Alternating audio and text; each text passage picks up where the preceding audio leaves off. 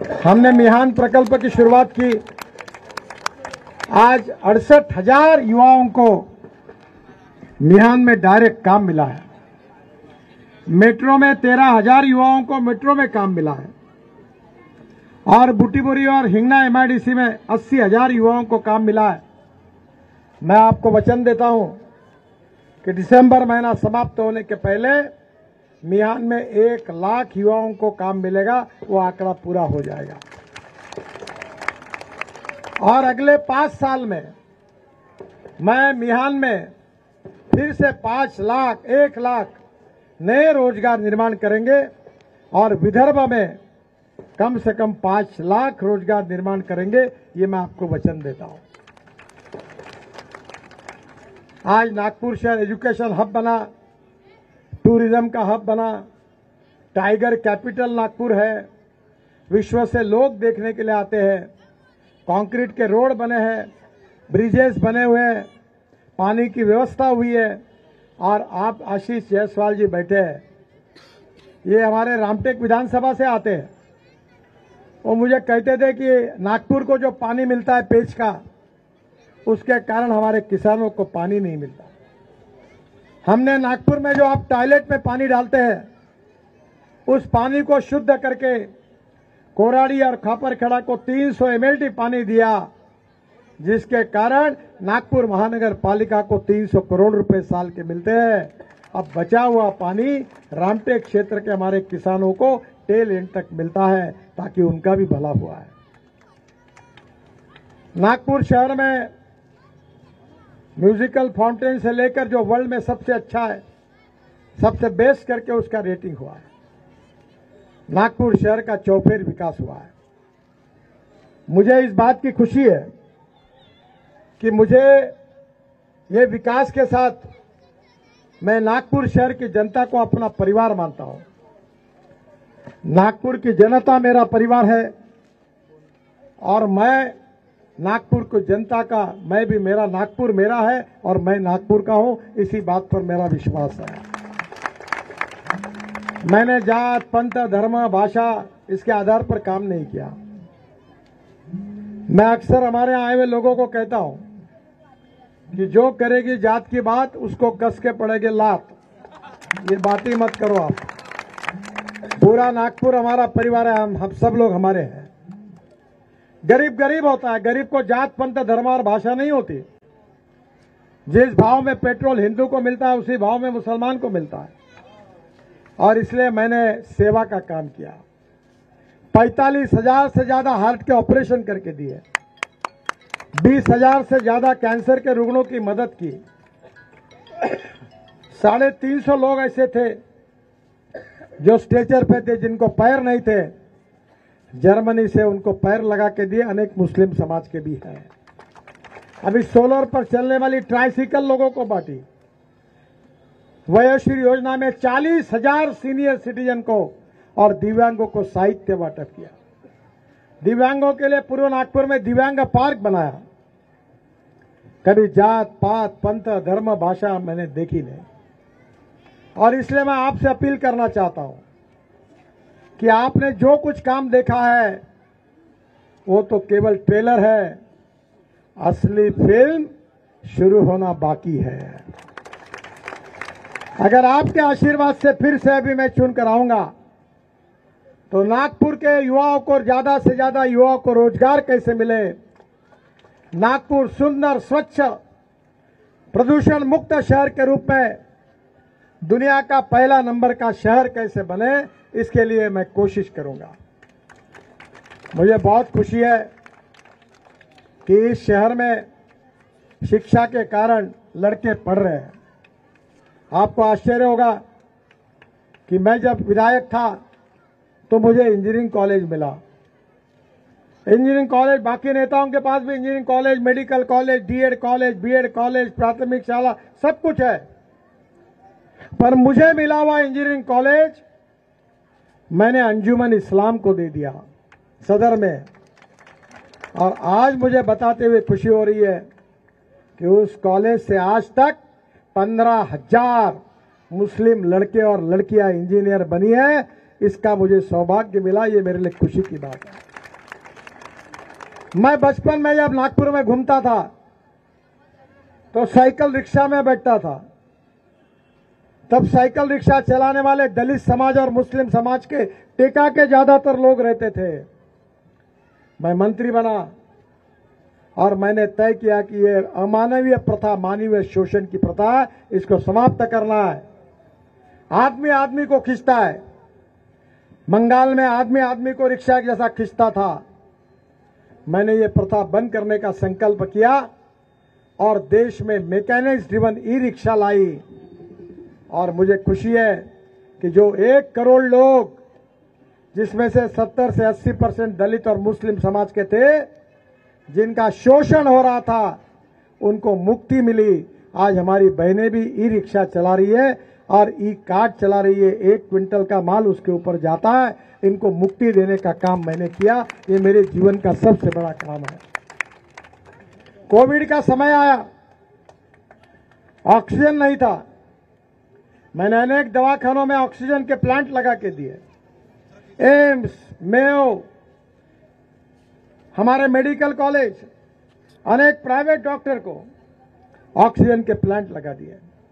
500 ventilator बांटे, पूरे विदर्भ में बांटे, ऑक्सीजन कॉन्सेंट्रेटर बांटे। और जब ऑक्सीजन नहीं था तो हवाई जहाज लाया नागपुर में। हवाई जहाज में ट्रक डाला। हमारे प्यारे खान को जिम्मेदारी दी थी और वो ट्रक भुवनेश्वर और विशाखापट्टनम गए, वहां से ऑक्सीजन लेकर आए। और जब ऑक्सीजन आता था तो डॉक्टर बोलते थे कि अगर अभी 2 घंटे में नहीं आएगा तो लोगों की जान चली जाएगी। हमने ऑक्सीजन लाया, नागपुर शहर में नहीं, पूरे विदर्भ को ऑक्सीजन दिया और हजारों लोगों की जान बचाने का काम किया। कोई जात, पंथ, धर्म, भाषा नहीं दी। चुनाव का टाइम आता है तो कांग्रेस के लोग नई नई बातें करते हैं। वो कहते हैं कि हम बाबा साहब का संविधान बदलने वाले हैं। अरे संविधान बदल ही नहीं सकता। केशवानंद भारती केस में सुप्रीम कोर्ट के 7 जजेस के सामने निर्णय आया है कि salient features of the constitution cannot be change. जो मूलभूत तत्व है संविधान के, वो बदल नहीं सकते। लोकतंत्र, समाजवाद, धर्मनिरपेक्षता, fundamental right, freedom of speech, ये बदल ही नहीं सकते। पर कुछ कॉन्स्टिट्यूशनल अमेंडमेंट से कुछ कानून बदल सकते हैं। कांग्रेस ने 80 बार संविधान तोड़ने का पाप किया है और अब सभा में आकर हमारे खिलाफ आप में जहर डालकर दलित समाज को भड़का रहे हैं और कह रहे हैं कि ये भाजपा वालों को 400 सीटें मिलेगी तो संविधान बदल देंगे। बहनों और भाइयों, दीक्षा भूमि का काम पूरा मेरे समय मैंने पूरा किया। बाबा साहब अंबेडकर का म्यूजियम चिचोली का, उसको हमने पैसे दिए। माता कचेरी की जगह दी। ड्रैगन टेम्पल को 200 करोड़ दिए। और सबसे बड़ी बात, भगवान गौतम बुद्ध का जहां जन्म हुआ था, जहां उनको ज्ञान प्राप्त हुआ था, जहां उनका देहावसन हुआ था, ऐसे 5 जिलों को 22,000 करोड़ रुपए खर्चा करके मैंने बुद्ध सर्किट बनाया। कहा कि दुनिया के लोग भगवान गौतम बुद्ध का दर्शन लेने आते, उनकी सुविधा करके दी। ताजबाग का सौंदर्यीकरण किया। बहनों और भाइयों, हमने कभी जात, पंथ, धर्म, भाषा के आधार पर भेदभाव नहीं किया। मैं तो लोगों को यह कहता हूं कि जो हमको वोट देगा उसका भी काम करेंगे और जो नहीं देता उसका भी काम करेंगे। मुझे मालूम है पिछले बार, आजकल सब पता चलता है किसने वोट दिए। तुम्हारे वार्ड से मुझे वोट नहीं मिले थे। मैं चाहता तो कंक्रीट रोड नहीं बनाता, ये लाइट नहीं लगाता आपके यहां, पानी की पाइपलाइन नहीं डालता, पर मैंने ऐसा कभी नहीं किया। मैं आपको विश्वास दिलाना चाहता हूं कि जो वोट देगा उसका भी काम करूंगा, जो नहीं देगा उसका भी काम करूंगा, क्योंकि आपका अधिकार है। मुझे उसके बारे में कोई तकरार नहीं है और मैं ये चुनाव जीतने वाला हूं, उसके बारे में मेरे मन में संशय नहीं है। पर मैं आपको एक बात कहूंगा कि मैंने 7 वर्ल्ड रिकॉर्ड बनाए और 9 डॉक्टरेट डिलीट्स मुझे मिली, जो मैंने कभी एक्सपेक्ट नहीं की थी। मेरा कभी सपना नहीं था, मैं इतना विद्वान भी नहीं हूं, पर मेरे मन में एक इच्छा है कि इस बार नागपुर के लोकसभा क्षेत्र से मेरे जीत का एक रिकॉर्ड हिंदुस्तान में बने और मुझे कम से कम 5 लाख से ज्यादा वोटों से आप मुझे जिताइए, ये कहने के लिए मैं आपके पास आया हूं। आपका आशीर्वाद, आपकी शुभकामना, आपका सभी प्रकार का जो प्रेम है, यही मेरी पूंजी है। और मैं यही कहता हूं, न जात पर न पात पर, किए हुए काम पर वोट मुझे दीजिए। मैं सेवा करता हूं, सब जात पंथ धर्म भाषा सबकी करता हूं, मैंने एक किया ही नहीं। मैं हमारे सभी नेताओं को कहता हूं कि मैं 80% सामाजिक काम करता हूं, गांव गरीब मजदूर किसान के लिए काम करता हूं, मैं करता रहूंगा। मैं विदर्भ में एग्रो विजन करता हूं, 5 लाख किसान आते हैं, थोड़े मेरे कॉन्स्टिट्यूंसी के हैं। मैंने एडवांटेज विदर्भ किया, खासदार उद्योग महोत्सव, विदर्भ में इन्वेस्टमेंट और युवाओं को रोजगार मिले, सब थोड़ी मेरी कॉन्स्टिट्यूंसी है। मैंने सांस्कृतिक महोत्सव, क्रीड़ा महोत्सव किया। मैं 350 खेलने के मैदान नागपुर में बनाना चाहता हूं। हर विधानसभा क्षेत्र में 2-2 स्विमिंग टैंक बनाना चाहता हूं, ताकि हमारे बच्चे दिन भर मोबाइल खेलते हैं, इनकी जिंदगी खराब हो जाएगी। अगर बच्चों का जीवन बदलना है तो वो मैदान पर खेलना चाहिए, फुटबॉल हो, हॉकी हो, क्रिकेट हो, कबड्डी हो, खो खो हो, तो उसका व्यक्तित्व बनेगा। और एक बार नहीं 10 बार नमाज पढ़ो, पर ज्ञान विज्ञान तंत्र विज्ञान हासिल करो। क्या मुस्लिम समाज के लड़के लड़कियों ने IAS ऑफिसर नहीं बनना चाहिए? क्या मुस्लिम समाज के लड़के लड़कियों ने पुलिस ऑफिसर नहीं बनना चाहिए? क्या उद्योगपति नहीं बनने चाहिए? 60 साल में कांग्रेस ने क्या दिया? चाय की टपरी, पान ठेला, कबाड़ी का दुकान, ट्रक ड्राइवर, क्लीनर, इसके अलावा कोई धंधा दिया? और वही सांप्रदायिकता का पॉइजन डाल डाल के भड़काने का काम करते हैं। मुझे बताइए कि मैंने इंजीनियरिंग कॉलेज दिया तो 15,000 मुस्लिम लड़के और लड़कियां इंजीनियर बनी, अगर मैं नहीं देता तो क्या होता? मैं मोमिनपुरा में कामठी रोड को जोड़ने वाला ब्रिज बना रहा हूं, तो मेरे कार्यकर्ता है बोले यहां कोई होटल नहीं मिले तुमको, ब्रिज क्यों बनाते हो? इसके बजाय दूसरी जगह बनाओ, फायदा होगा। मैंने कहा अरे भैया, जिसने वोट दिया उसका भी भला, नहीं दिया उसका भी भला, ये राजनीति हमको नहीं करना है।